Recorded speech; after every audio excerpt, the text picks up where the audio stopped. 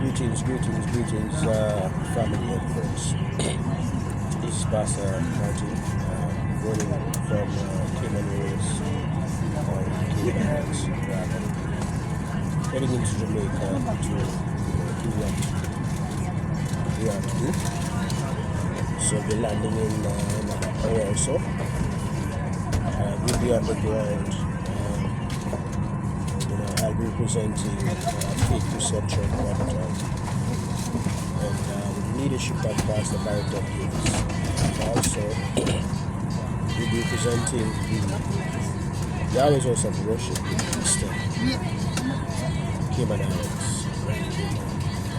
The leadership of Elder Monday and the Apostle Steve Barron. We'll be teaming up with Apostle Clark in Jamaica from the Run for Refuge International Ministries.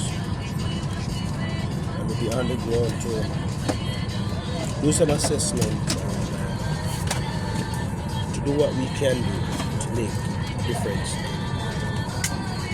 in some people's lives. We know what happened, we see, and we just can't turn a blind eye to what is happening. So, see you guys on the ground.